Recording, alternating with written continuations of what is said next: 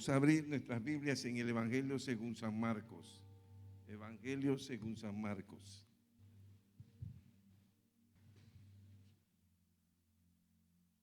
Y vamos a estar buscando allí en el Evangelio según San Marcos, el capítulo 4.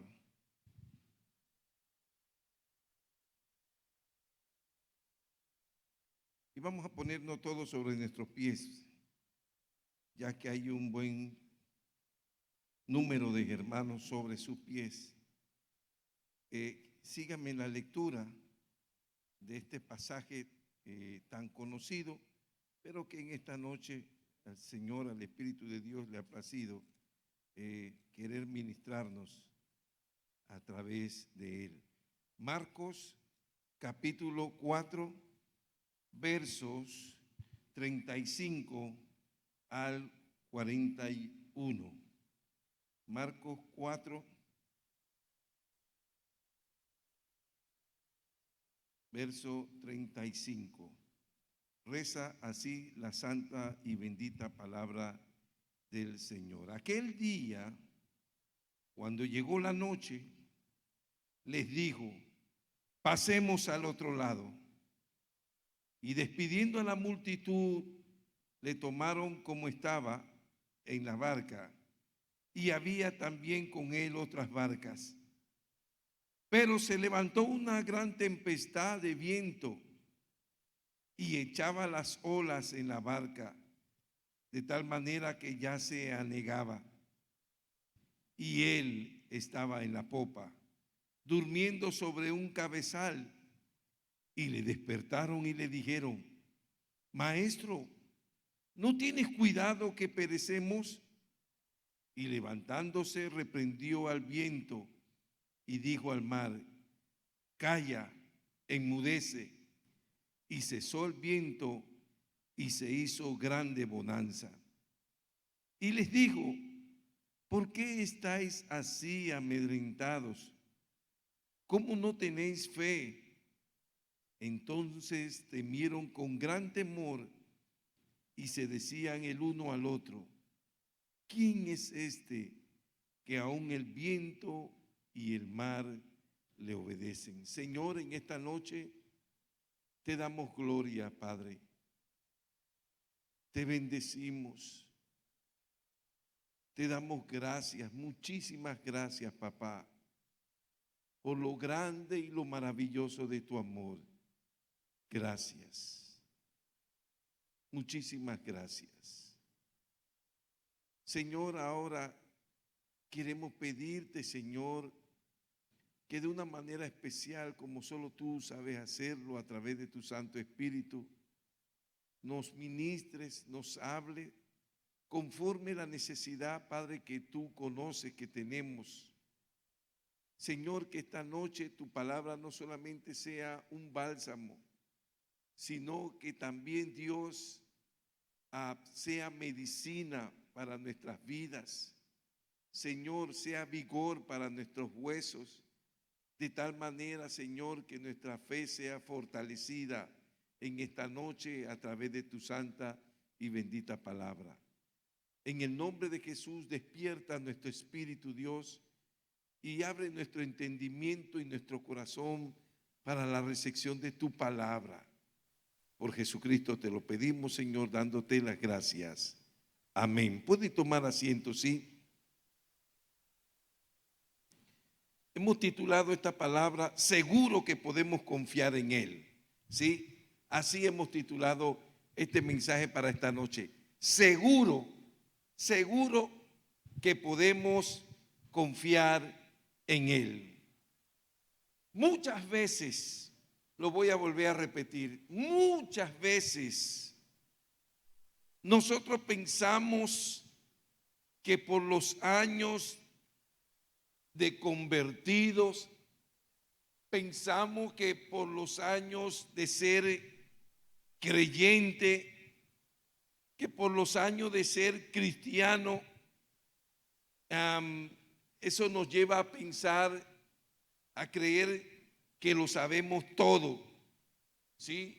Ese es un concepto que los que tenemos más años en el caminar con Dios. Yo no estoy hablando de 3, 5, 10, 12, 15 años. No, yo no estoy hablando de eso. Yo estoy hablando de gente que tiene 20 años, 25, ¿sí? No sé por qué, pero muchas veces pensamos que por los años de convertido creemos saberlo todo, pero eso no es así. Eso no es así. No importa los años que yo tenga de ser cristiano, de ser creyente, Dios siempre tiene algo nuevo que enseñarnos a nosotros. Siempre, siempre, no dije de vez en cuando.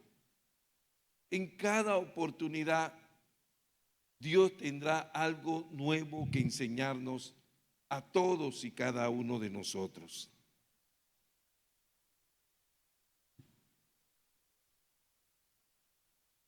Ese fue el caso de la historia que estamos compartiendo en esta noche. Es un incidente que se encuentra en 3 de los 4 evangelios.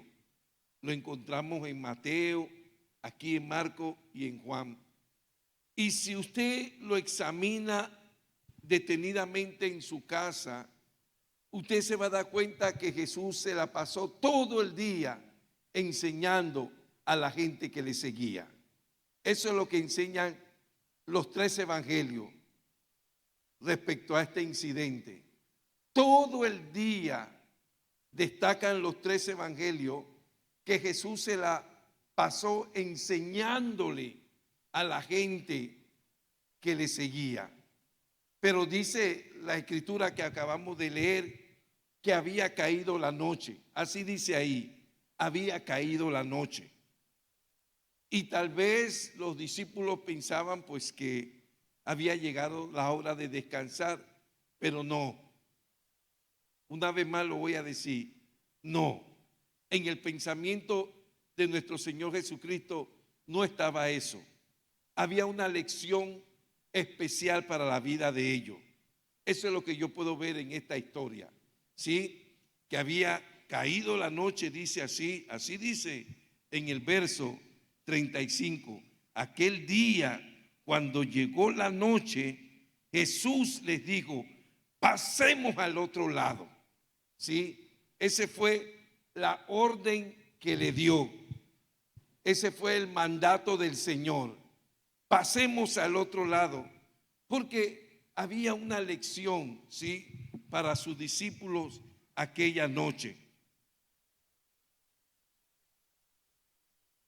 Esta lección sería un examen para la vida de ellos.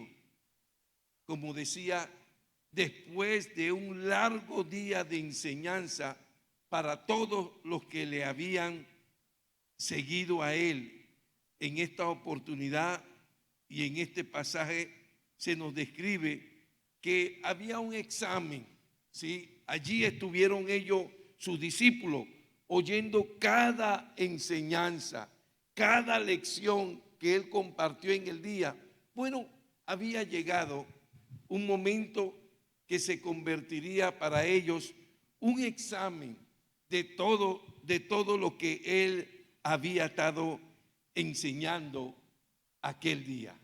Y lo inicia con esa expresión que dice ahí, pasemos al otro lado. Esa fue la única orden que le dio a ellos. Ahora, cuando usted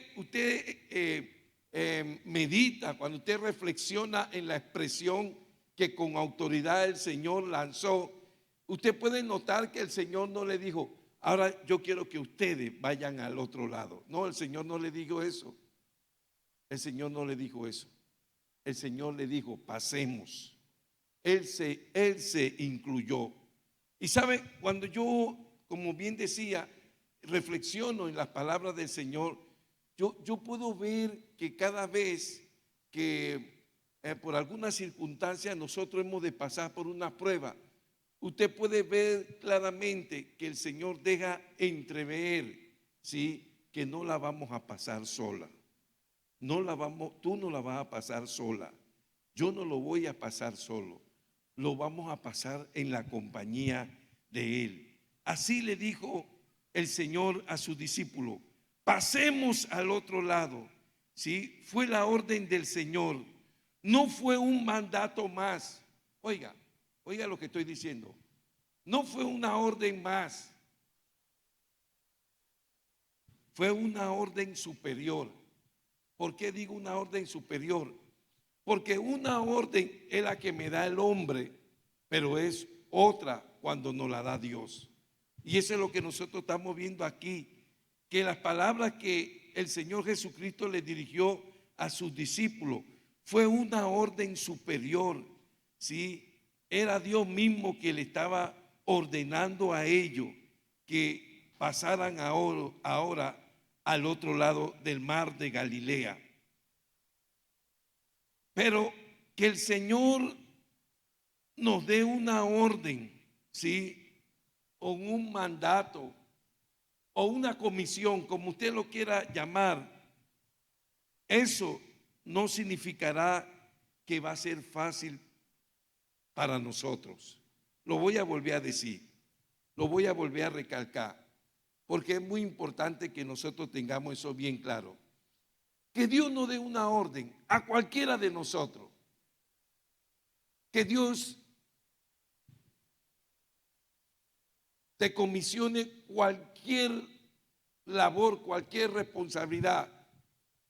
El hecho de que Él es el que nos las haya asignado, eso no significa por nada del mundo que eso va a ser fácil, que eso va a ser pan comido. Eso va a ser una tarea sencilla porque Dios nos mandó a hacerla. Y eso es algo muy importante que nosotros necesitamos tener bien claro en el llamado que hemos recibido, en el ministerio que se nos haya dado, ¿sí? La obra que se nos haya encomendado. El hecho de que Dios nos comisione, como decía, cualquier responsabilidad, eso no significa que va a ser ni fácil ni sencillo. Oiga, ¿usted cree que porque a mí me nombró pastor, sí? Eso bueno, Dios lo llamó, así que eso es pan comido. Usted no tiene ni idea, ¿sí? Ahora, no me gusta, he meditado mucho en esto, porque no quisiera que las experiencias de uno vayan a convertirse para usted en una excusa de no responder a un llamado que Dios le haga en el campo pastoral. Así que yo me reservo lo que implica esto, pero no es malo decir la verdad. Y eso tiene que ver con lo que en esta noche el Señor nos está hablando. El hecho de que Dios le dio una orden, ¿sí? Pasemos al otro lado. Eso jamás, ¿sí? Implicará que porque Dios me llamó, Dios me mandó, eso va a ser pan comido, eso va a ser, ¿sí? Un bistec, como decimos, de 2 vueltas, ¿sí? No, eso no es así, eso no es así. Y eso nosotros podemos verlo en esta historia que estamos compartiendo. La orden no evitó, lo voy a decir de otra manera, la orden que Jesús le dio a sus discípulos no invalidó, dice la historia, que se levantara una gran tempestad contra la vida y la salud de ellos. Oiga lo que estamos diciendo. La orden que el Señor les comisionó a sus discípulos no invalidó que se levantara una tremenda tempestad contra la vida de ellos. ¿Qué significa eso? Que el hecho de que Dios te haya asignado, oye, el hecho de que cada uno de nosotros tengamos una asignación, eso no va a invalidar, hermano, que el enemigo se va a quedar con los brazos cruzados, hermano, que todo va a ser color de rosa. No, hermanos, que eso es una mueca y listo y frito. No, eso no es cierto. Jamás, jamás el Señor nos ha ocultado la verdad a todos y cada uno de nosotros. Sin lugar a dudas, hermano, conociendo las Escrituras y conociendo un poco al Señor,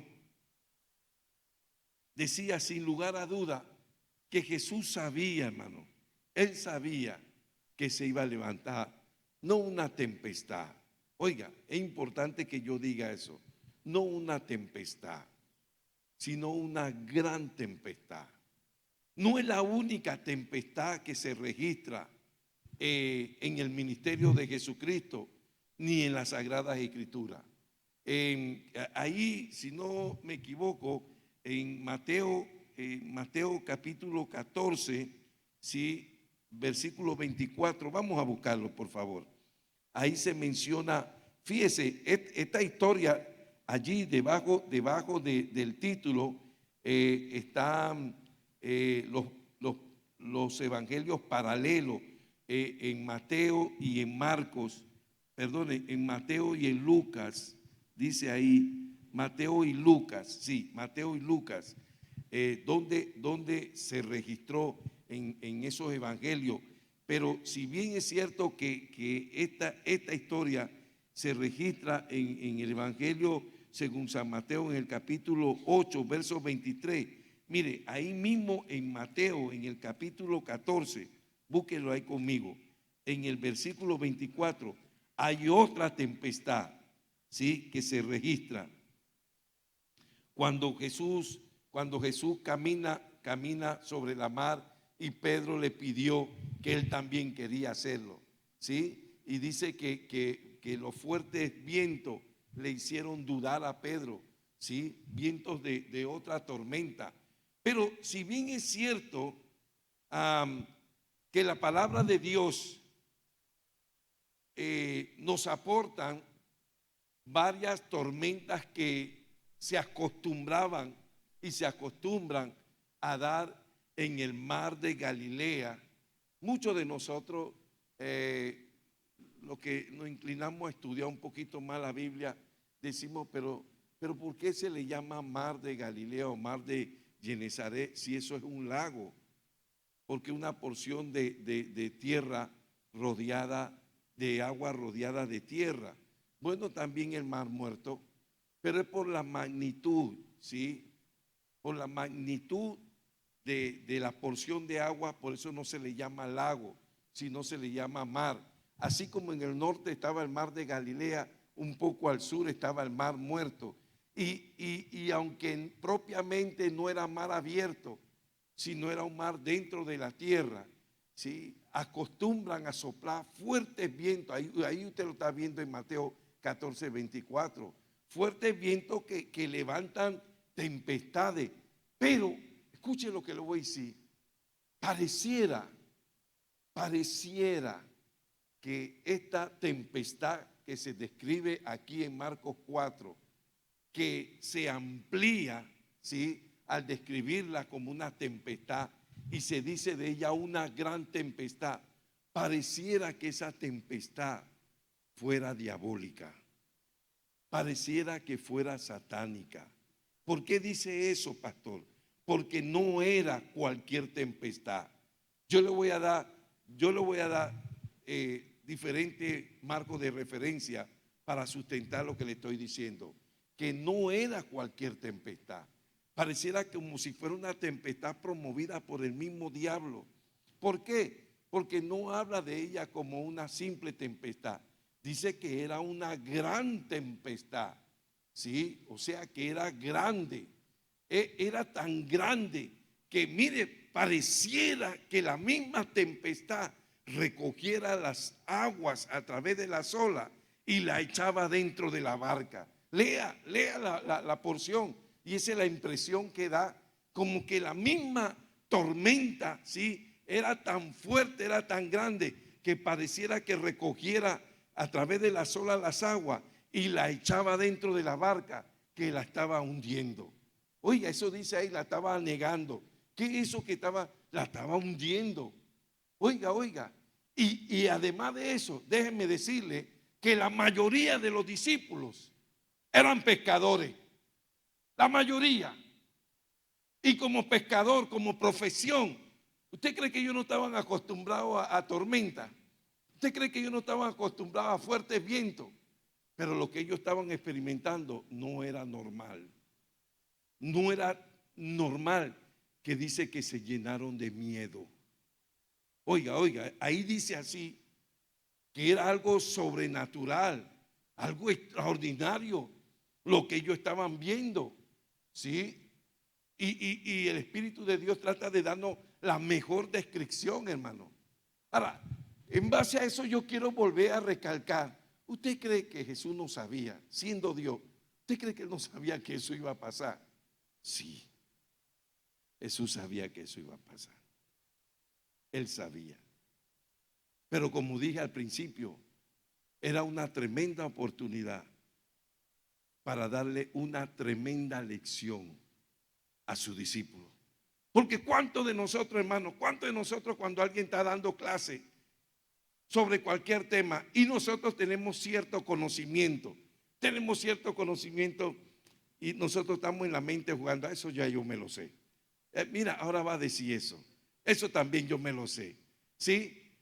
Y como Jesús lo sabe todo y sabe lo que yo estoy pensando, pero él no ha entendido que esto yo le estoy dando leche. A ellos yo le estoy dando leche, a la gente que me está siguiendo, pero a ellos yo no le puedo dar leche. Yo le tengo que dar carne, comida sólida.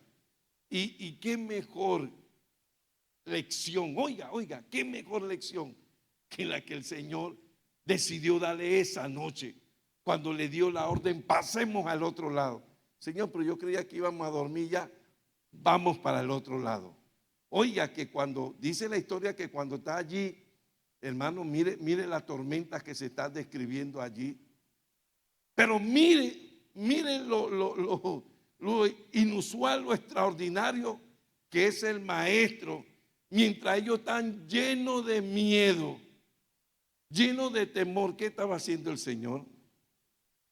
Estaba durmiendo, hermano. Oiga eso. El Señor estaba durmiendo. Ahora, yo quiero concluir, ayúdenme por favor. Yo quiero concluir, ¿cómo así, Señor? ¿Cómo así que tú no estás viendo que se va un día esto y tú estabas durmiendo? Era el momento para que el Señor estuviera durmiendo. ¿Por qué el Señor, por qué el Señor estaba durmiendo en esos momentos?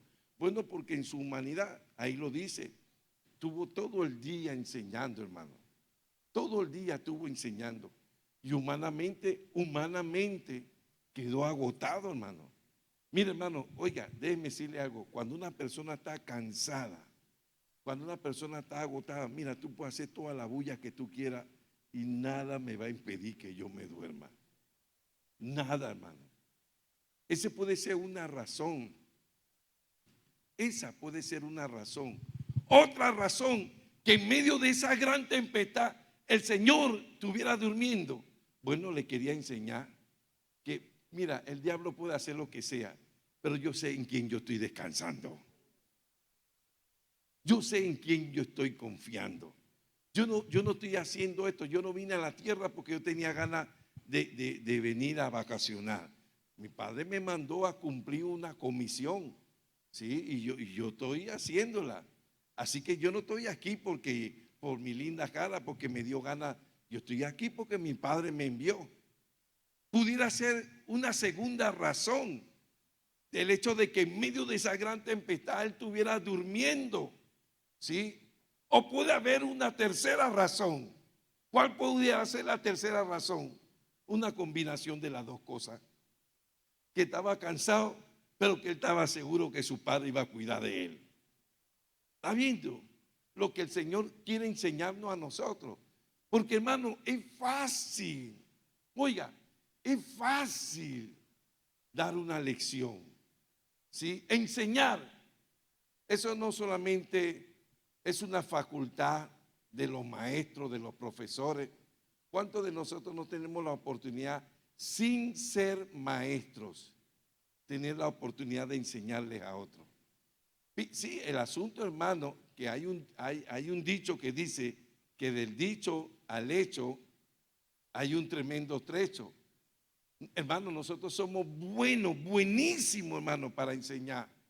Pero a la hora de la verdad, hermano, ahí todo el asunto cambia. Dice la historia, hermano, dice que el Señor estaba durmiendo en la popa, en un cabezal, ¿sí? En la parte posterior de atrás.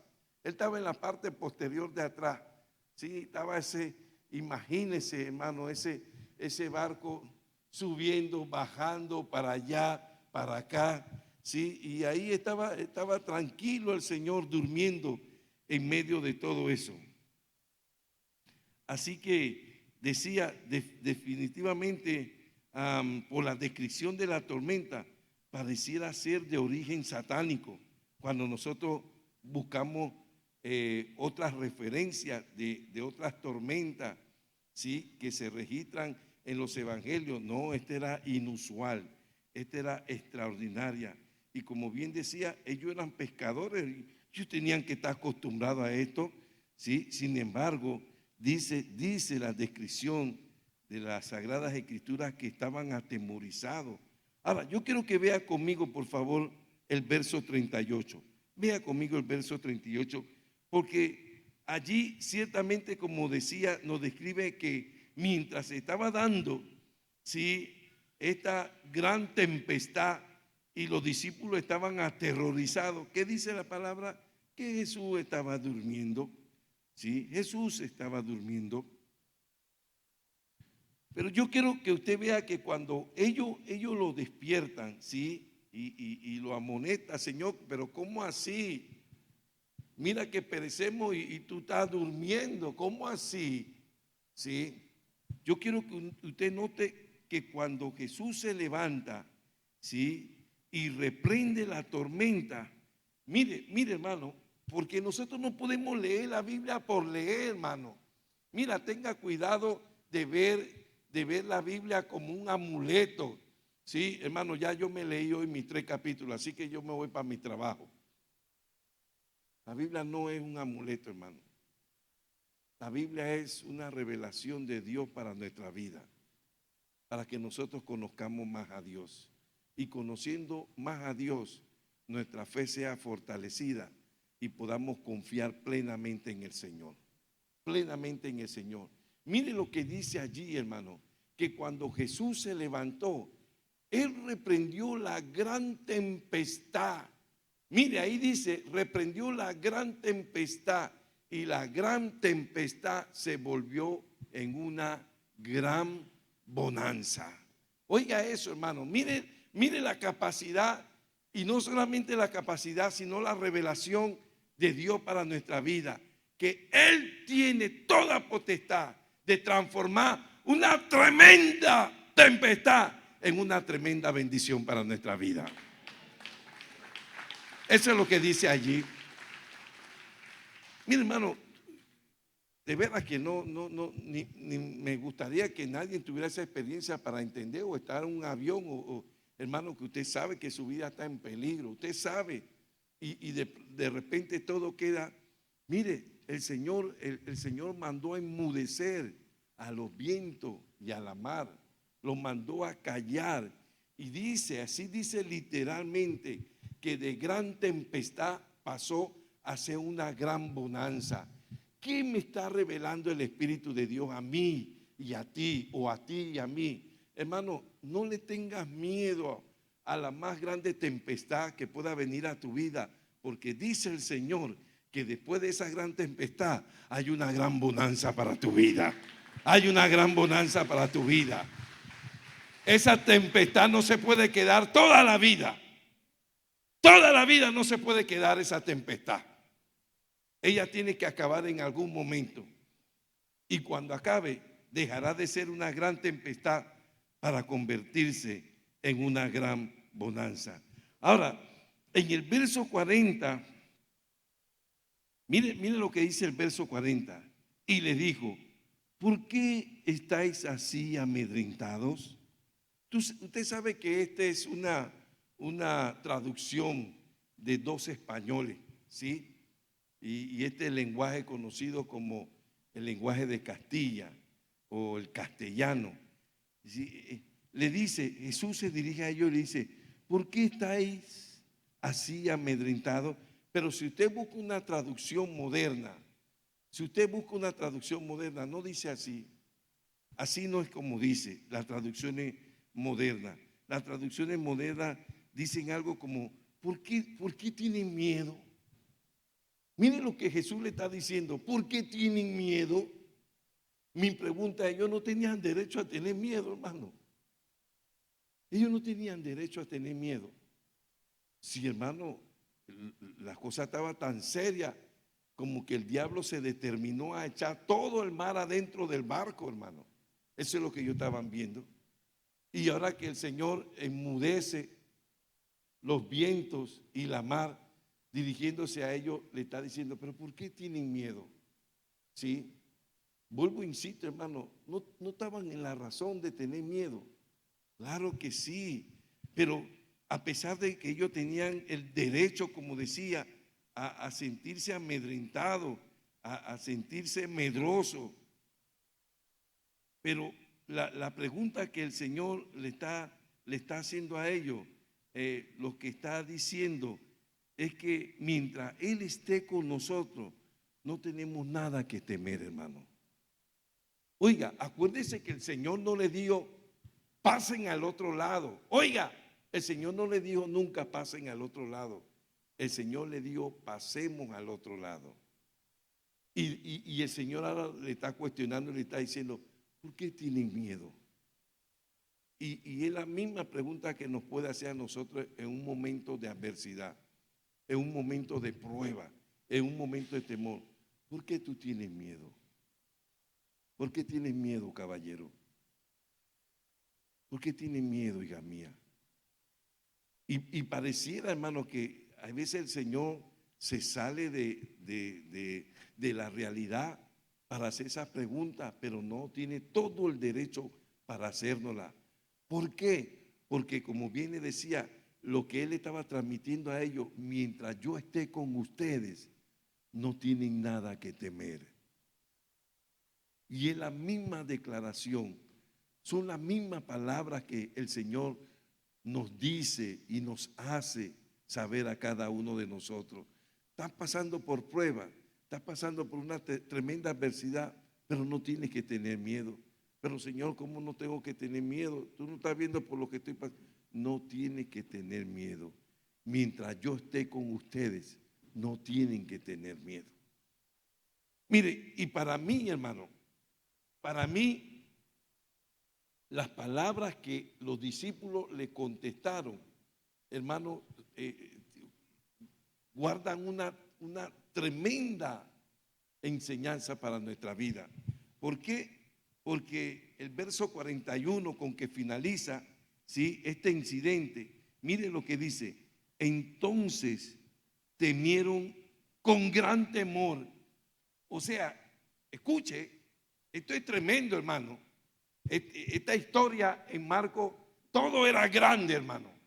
Era una gran tempestad, pero nuestro Señor la cambió en una gran bonanza. Y ahora el miedo que ellos tenían, mire, el miedo que ellos tenían, cuando Jesús calmó la tempestad, le provocó más miedo que el que ellos tenían. Eso es lo que dice ahí, hermano. Yo no estoy inventando eso. Lea la historia, ¿sí? Vámonos al verso 38. Y él estaba en la popa, durmiendo sobre un cabezal. Y le despertaron y le dijeron: maestro, ¿no tienes cuidado que perecemos? Y levantándose reprendió al viento y dijo al mar: calla, enmudece. Y cesó el viento y se hizo grande bonanza. Y les dijo: ¿por qué estáis así amedrentados? ¿Cómo no tenéis fe? Entonces temieron con gran temor. Oiga eso, hermano. Y ahora mire lo que se dicen uno al otro. Mire lo que empiezan a decirse uno al otro. Comienzan a decirse: ¿quién es este que aún el viento y el mar le obedecen? Oiga eso, hermano. ¿Habían visto grandes milagros de parte de Jesús? Sí. ¿Habían visto grandes sanidades de parte del Maestro? Sí. Habían visto tremendos prodigios, habían visto tremendas maravillas, pero que alguien le hablara a la naturaleza y la naturaleza le obedeciera, eso era algo extraordinario para ellos. Eso nunca lo habían visto. Y el hecho de que ellos fueron parte de esa experiencia. Mire, dice allí, permítame dramatizar lo que dice allí. Uno a otro comenzaron a decirse: wow, ¿quién es ese hombre que aún los vientos y el mar le obedecen? Ahora, cuando ellos se hacen esa pregunta, eso me provoca a mí hacerme otra pregunta. Lo voy a volver a decir. Cuando esa experiencia que tuvieron, cuando vieron su vida en peligro, ¿sí? Y vieron la intervención divina del Maestro, transformando esa tremenda tempestad en una grande bonanza, ¿sí? Dice las Escrituras. Recuerde que el Espíritu de Dios es el que dirigía al escritor a escribir lo que ellos escribieron. ¿Y qué vio el Espíritu de Dios? Que la experiencia que ellos vieron los llenó más de miedo que lo que ellos habían acabado de experimentar. Y ellos comienzan a preguntarse: ¿y quién es este hombre que aún los vientos y el mar le obedecen? Yo no sé si usted se ha detenido a reflexionar en este cuestionamiento que uno con el otro se hacían, ¿sí? Y si nunca lo ha hecho, esta es una noche tremenda para hacerlo. ¿Por qué? Porque, insisto, hermano, habían tenido una tremenda experiencia con la naturaleza, ¿sí? De ver que de una gran tempestad, esa gran tempestad se convirtió en una grande bonanza. Pero más grande que eso fue haber visto al Señor mandar a enmudecer, a callar, ¿sí? Los vientos y el mar, y convertirse en una gran bonanza, que uno al otro comienzan, ¿sí?, a decirse uno al otro: ¿quién es este hombre que aún los vientos y la mar le obedecen? Oiga eso. Una cosa es que la enfermedad en la vida de un hombre, ¿sí?, una limitación, la ceguera, o ser mudo, o ser paralítico, ¿sí?, por la palabra, esa persona sea sanada. Una cosa es eso, y otra cosa es hablarle a la naturaleza, y la naturaleza obedecerle al Señor. Porque eso, como decía, nos crea no solamente una incertidumbre a nosotros, sino una grande interrogante. ¿Cuál es la interrogante? Hermano, si el viento y la mar le obedecen al Señor, ¿por qué nosotros no podemos obedecer al Señor? Oiga eso, hermano. Si el viento, que se supone que eso no tiene vida, ni tiene alma, ni espíritu, ni nada, ni el mar tampoco, hermano, eso es naturaleza, y le obedecen al Señor, le obedecen al Señor. Ahora usted puede entender por qué ellos se llenaron de gran temor.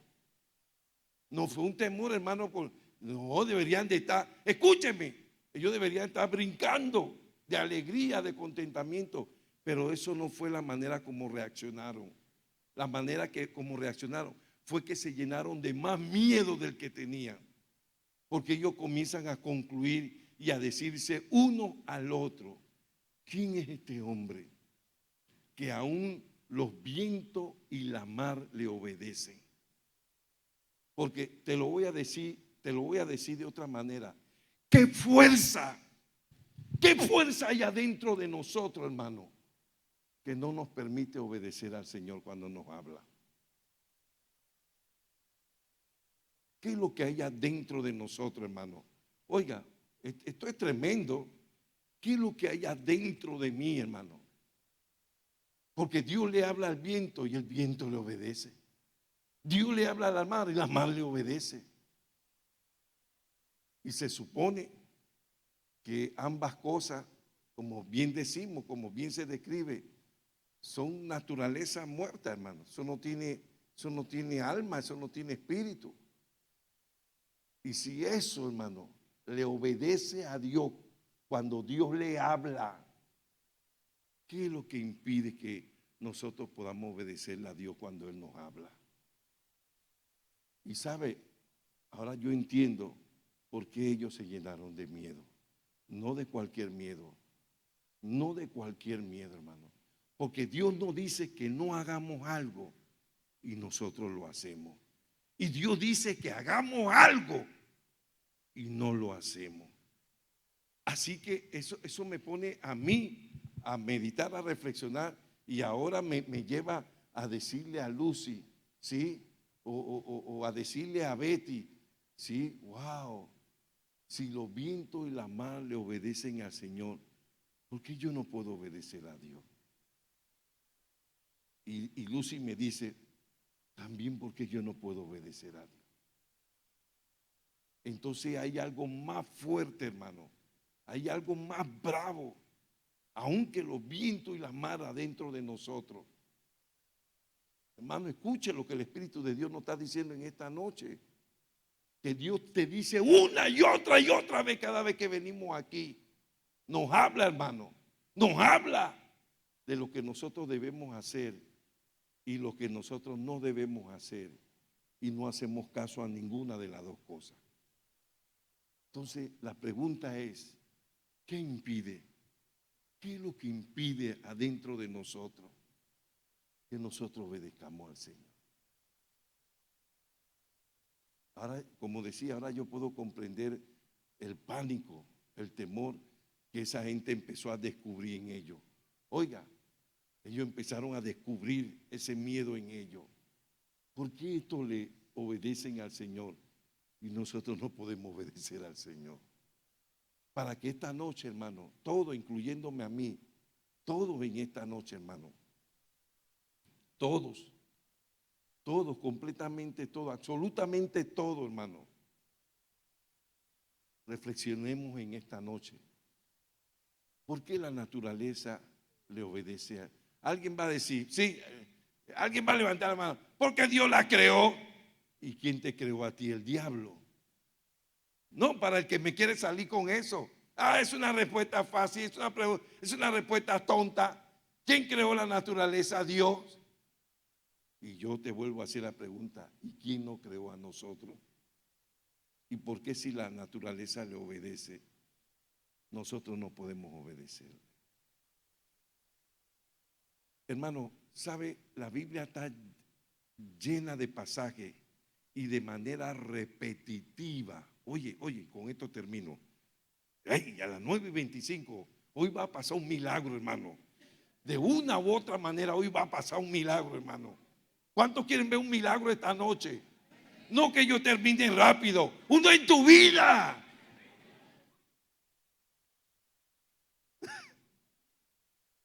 Uy, si el pastor termina a las 9:30, un milagro de verdad. No, ese no es el milagro que estamos hablando en esta noche, hermano. El milagro que estamos hablando en esta noche es el que nosotros necesitamos en nuestra vida.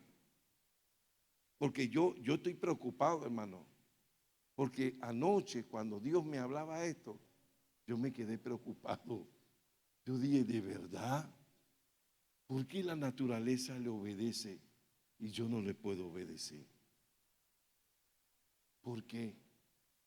Y hermano, si yo entiendo esto como lo entendieron los discípulos, yo estoy seguro que cada uno de nosotros, a partir de esta noche, debemos de asumir una responsabilidad, una carga de decirle, Señor, yo te quiero obedecer.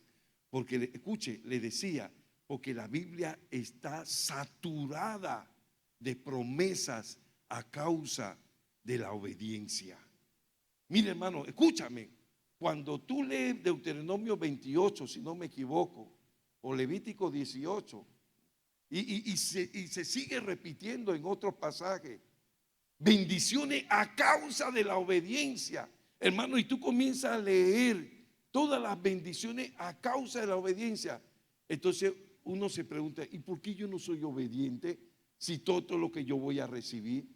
Pero más adelante dice, consecuencia de la desobediencia. Y eso es lo que nosotros recibimos. Cuando Dios nos está revelando a nosotros, hermano, que hay bendición en la obediencia. Y si hay bendición en la obediencia, hermano, ¿por qué nosotros no obedecemos? ¿Sabe? Yo le voy a decir algo.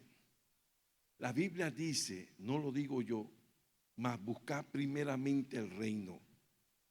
Pastor, si usted me dice dónde está, yo lo busco con gusto. No está hablándote literalmente de un sitio. Te está hablando directamente del Señor. Te está hablando de Dios. Te está diciendo, escúchame, te está diciendo que si tú buscas primeramente a Dios, todas las demás cosas se te van a venir a tu vida por añadidura. Pero hermano, si yo no recibo nada, ¿qué es su evidencia en mi vida? Que yo no estoy buscando de Dios. Y yo le voy a decir, hermano, ahora sí yo le voy a hablar de los años de conocer a Dios. Usted no tiene idea cuánta gente yo he conocido, hermano, grandes y pequeñas, que sabiendo esta verdad, nunca buscaron a Dios primeramente. Y por eso nunca vieron las añadiduras. ¿Y cuáles son las añadiduras, pastor? Las que tú estás esperando. Esas son las añadiduras. Las que tú le has puesto nombre. Esas son las añadiduras. ¿Sí? Esas son las añadiduras. ¿Cómo nosotros queremos ver la añadidura si no estamos buscando primeramente a Dios? Pero si en esta noche el espíritu de uno de nosotros se despierta, oiga, se despierta a la voz de Dios, a la palabra de Dios, y entiende lo que estamos haciendo y determina esta noche, yo voy a empezar a obedecer a Dios, te aseguro que tu vida nunca será la misma. Nunca más tu vida volverá a ser la misma. Y te decía, yo he conocido mucha gente y yo he determinado, yo no voy a hablar mal de nadie, ni de los personajes bíblicos, y menos de las personas que me enseñaron a mí. Pero la verdad, hermano, la verdad, me tocó verlo, enseñarme esta verdad, pero ni ellos mismos la creyeron. Y sería difícil, hermano, sería terrible que nos pasáramos lo mismo a nosotros, que conociéramos esta verdad, pero nunca la creyéramos, nunca. Aquellos discípulos en medio de una gran bonanza, oye eso, el barco se estabilizó y cuando el barco se estabilizó, se estaban viendo uno al otro. Tú viste lo que yo acabo de ver. Y uno a otro comenzaron a reconvenirse. ¿Quién es este men? ¿Quién es este men? ¿Quién es este hombre que aún los vientos y la mar le obedecen?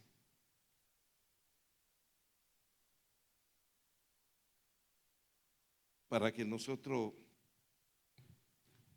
veamos, hermano, que si la naturaleza obedece a Dios, ¿por qué nosotros no podemos obedecerle? Quiero invitar al ministerio musical que suba, por favor. Y quiero invitarle a la iglesia que incline su rostro. Incline su rostro. Y vamos a tomar un minutito, 2 minutitos, para que cada uno no le preguntemos al que está al lado, sino le preguntemos al Espíritu de Dios. ¿Por qué no te obedecemos, Señor? Ahora, si tú le obedeces, entonces no le preguntes nada, ¿sí? Esto es para lo que no obedecemos. Estamos animándonos. Te estoy animando y me estoy animando a mí, ¿sí? Estamos animándonos. ¿Por qué no obedecemos a Dios? Si nosotros sabemos, hermano, si nosotros sabemos que obedecer a Dios es de bendición para nosotros, ¿por qué no lo obedecemos? ¿Por qué no lo obedecemos? Ahora pregúntale al Espíritu Santo, pregúntaselo. Yo también se lo quiero preguntar. ¿Por qué no te obedezco, Señor?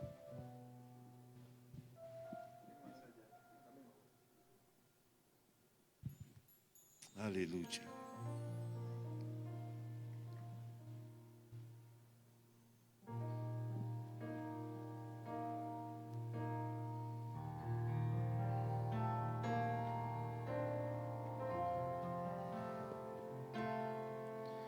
El alto y sublime que habita en la eternidad, y su nombre es el Santo de Israel.